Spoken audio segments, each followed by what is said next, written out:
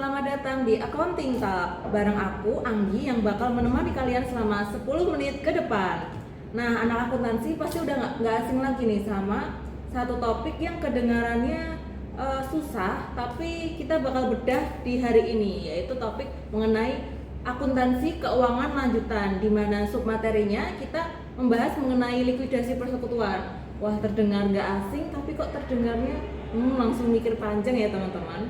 Nah, di studio kita ini kita udah kedatangan dua entrepreneur muda, yaitu Kak Kendra dan juga Kak Izul, serta konsultan akuntansi andalan kita yaitu Kak Filza. Halo semuanya, boleh disapa dulu penontonnya?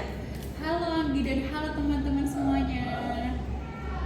Nah, biar lebih afdol nih, gimana kalau kita kenalan sama masing-masing entrepreneur dan juga konsultan kita ini. Dimulai dari Kak Filza dulu nih. Nah, halo teman-teman, perkenalkan aku Filza sebagai konsultan akuntansi yang akan menemani kalian di podcast kali ini. Nah, selanjutnya kepada dua entrepreneur muda kita, boleh kenalan dong sama penonton? Oh iya, halo teman-teman semuanya. Kita owner dari firma KAI Sukses. Saya sendiri, perkenalkan Milona Arina Kendra dan partner saya. Saya sendiri Izul Haq Manikar. Oke, kita langsung saja ya ke point of view dari pelaku bisnis dulu nih. Di mana Kak Kendra dan juga Kak Izul nih, yang aku dengar-dengar kalian ini sedang menjalankan bisnis persekutuan. Di mana bisnis persekutuan kalian ini sedang di tahap, yaitu tahap likuidasi ya. Padahal setahu aku firma KAI ini lagi sukses-suksesnya nih di bidangnya. Boleh cerita dikit dong kenapa alasannya? Iya nih Anggi, jujur sedih sih sebenarnya. Jadi firma KAI Sukses ini kan udah jalan sekitar 3 tahun ya. Nah, tapi akhir-akhir ini tuh pasar berubah. Ditambah kita berdua juga punya perbedaan visi kan buat ekspansi ke depannya. Nah, akhirnya lewat kesepakatan bersama nih kita mutusin buat mudahin persekutuan ini. Betul tuh Anggi, daripada makin konflik dan rugi, mending kita bubar secara baik-baik saja. Tapi jujur, kita berdua itu pusing banget. Bubarin bisnis itu ternyata nggak cuma modal bilang kita putus, tapi asetnya, utangnya, modalnya, aduh ribet banget akuntansinya. Ya nih, padahal kemarin kan pas bikin gampang banget ya, ternyata pas bubar tuh malah pusing banget sih. Wah, bener banget nih. Nah, teman-teman, sekarang kita moving on ke topik yang selanjutnya, di mana dalam dunia bisnis kan ini kita emang butuh perhitungan yang matang ya dalam menjalankan suatu bisnis, baik bisnis yang udah kecil maupun bisnis yang sudah mempunyai cabang-cabang di luar kota. Pas banget di sini ada Kak Filza sebagai konsultan akuntansi kita. Nah, di sini aku pengen tanya nih Kak Filza, sebenarnya secara definisi akuntansi, likuidasi persekutuan itu apa sih? Biar teman-teman sendiri juga nggak ketuker nih sama yang namanya disolusi. Oke, pertanyaan bagus banget Anggi. Jadi teman-teman, kita tuh harus bisa bedain nih antara disolusi dan likuidasi. So, di sini aku bakal bahas secara singkat mungkin ya terkait disolusi sama likuidasi. Nah, kalau disolusi itu hanya perubahan hubungan antar sekutu. Misal ada sekutu yang keluar atau ada yang masuk. Tapi bisnisnya itu tetap jalan secara normal dan lancar gitu. Nah, kalau likuidasi sendiri itu tuh proses total menghentikan operasi bisnis, menjual semua aset non kas, lunasi hutang, dan membagikan sisa kas yang ada kepada para sekutu sesuai saldo modal mereka. Oh, jadi likuidasi itu benar-benar game over ya Kak, buat yang namanya operasional dari suatu firma. Iya, bener banget Kak. Nah, di sini aku penasaran banget nih, gimana tuh langkah-langkah dalam melakukan likuidasi persekutuan, biar entrepreneur muda kita yaitu Kak Kendra dan juga Kak Izul nggak kebingungan sama proses bisnis yang akan mereka lalui nanti. Oke, nah jadi secara garis besar itu ada 4 tahapan utama ya dalam likuidasi akuntansi. Nah, yang pertama itu ada realisasi, yang kedua alokasi, yang ketiga pelunasan utang, dan yang keempat itu distribusi kas. So, di sini aku bakal jelasin satu persatu biar kalian bisa lebih paham gitu. Nah, yang pertama tadi realisasi. Nah, ini tuh menjual, di mana firma itu menjual semua aset non kas menjadi kas. Di sini biasanya muncul tuh keuntungan atau kerugian penjualan aset. Selanjutnya yang kedua tadi alokasi. Nah ini keuntungan atau kerugian realisasi tadi itu dialokasikan ke modal para sekutu berdasarkan rasio laba rugi mereka. Ya. Yang ketiga yaitu pelunasan utang. Nah ini tuh firma itu membayar kewajiban kepada kreditur eksternal terlebih dahulu. Nah yang keempat atau yang terakhir yaitu distribusi kas, di mana firma itu membagikan sisa kas kepada sekutu berdasarkan saldo modal akhir mereka. Nah, Kak Filza, kemarin kan kita sempat jual aset ya, kayak gedung, terus kendaraan toko juga. Nah, ternyata waktu kita jual aset-aset itu tuh harganya di bawah nilai buku nih. Nah, kalau kayak gitu tuh berarti kita rugi dong atau gimana? Nah, terus nanti ruginya tuh diapain sih? Betul Kendra, itu namanya rugi realisasi.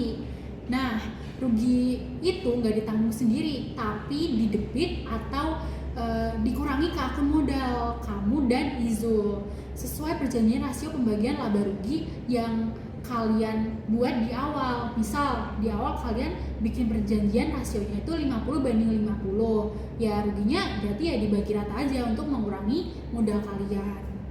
Nah, ini dia nih yang bikin saya sama Kendra tuh sempat berdebat kemarin Kak, gara-gara rugi realisasi itu gede banget. Saldo modalnya Kendra sampai minus alias defisit. Kalau kayak gitu, penyelesaiannya tuh gimana? Apa saya harus nembokin? Oh gitu ya Kak Izul. Nah seru nih teman-teman, yaitu kasus modal defisit.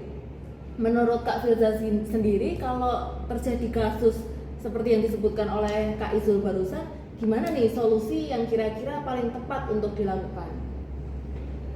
Oke, ini sebenarnya kasus klasik di bidang usaha ya teman-teman. Jadi gini Zul, kalau modal sekutu sampai defisit atau minus, aturan pertamanya itu sekutu yang defisit itu wajib menyetor kas pribadi ke persekutuan buat menutup minusnya tersebut. Oh gitu, untungnya kemarin sih aku juga masih ada uang pribadi ya, jadi aku store kas ke firma buat bikin modal aku tuh balik jadi nol lagi. Bagus banget Kendra, itu salah satu langkah yang tepat buat dilakukan. Tapi seandainya nih Kendra secara pribadi lagi pilot atau nggak punya uang tunai, baru deh defisitnya Kendra itu bisa diserap oleh sekutu yang modalnya masih positif, yaitu Kak Izul, sesuai rasio laba rugi yang udah dibagi di awal.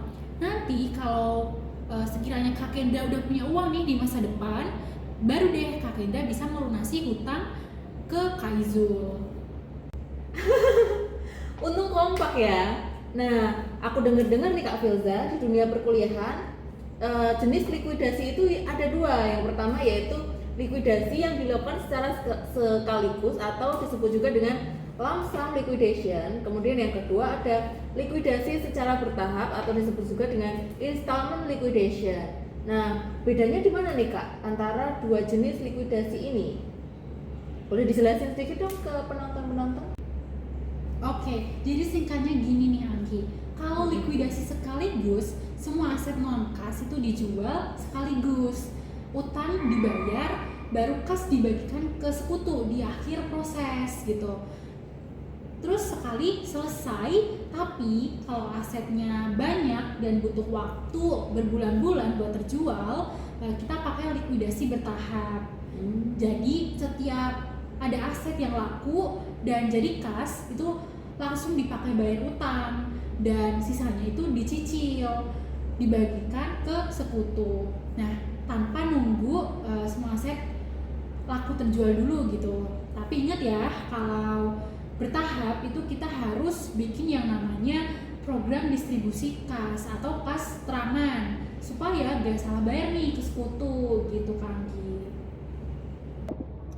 Pantesan kemarin Kak Filza nyaranin kita pakai yang sekaligus aja, soalnya aset kita tuh nggak terlalu banyak dan bisa cepat terjual juga ya. Nah, bener banget Kendra sama yang apa kamu omongin barusan. Wah, nggak kerasa nih ya teman-teman, udah 10 menit nih kita ngobrol-ngobrol sama dua entrepreneur muda kita dan juga konsultan akuntansi kita.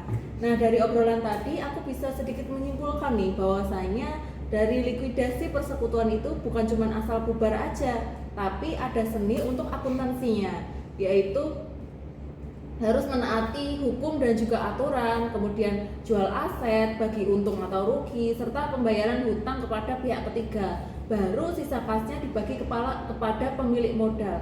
Intinya nih, kita harus menyelesaikan urusan-urusan sebelum melakukan pembagian modal gitu. Akhir nantinya semua terselesaikan secara baik. Gimana Kak Kendra dan Kak Izul, apakah sudah tercerahkan nih oleh obrolan-obrolan kita barusan, serta siap untuk melanjutkan proses likuidasi persekutuannya secara damai? Wah, kami sangat tercerahkan nih. Sekarang akuntansinya sudah jelas, jadi persahabatan kami berdua juga tetap aman. Iya, makasih nih persahabatan kita juga jadi tetap aman ya. Makasih loh Kak Agis sama Kak Fiona. Sama-sama, sukses terus ya buat kalian berdua di next projectnya. Semoga lancar dan nggak akan ada masalah lagi yang timbul. Oke teman-teman, itu tadi pembahasan kita mengenai likuidasi persekutuan, di mana pembahasannya itu singkat tapi isinya daging semua nih. Semoga pembahasan dan juga obrolan-obrolan kita barusan ini bermanfaat bagi teman-teman yang sedang menempuh pendidikan, kemudian lagi merintis bisnis, lagi menjalani proses bisnis, atau teman-teman yang lagi ngalamin permasalahan yang sama nih, kayak permasalahan yang dialami oleh Kak Kendra dan juga Kak Izul. Semoga dapat dijadikan inspirasi solusi-solusi yang diberikan oleh konsultan kita barusan. Saya Anggi sebagai moderator di talk show kali ini pamit undur diri nih. Tapi jangan sedih teman-teman, di beberapa hari ke depan kita akan rilis podcast seru lainnya, di mana narasumbernya juga nggak kalah keren nih. Stay tune terus ya. Sampai jumpa di Accounting Talk selanjutnya. Bye bye.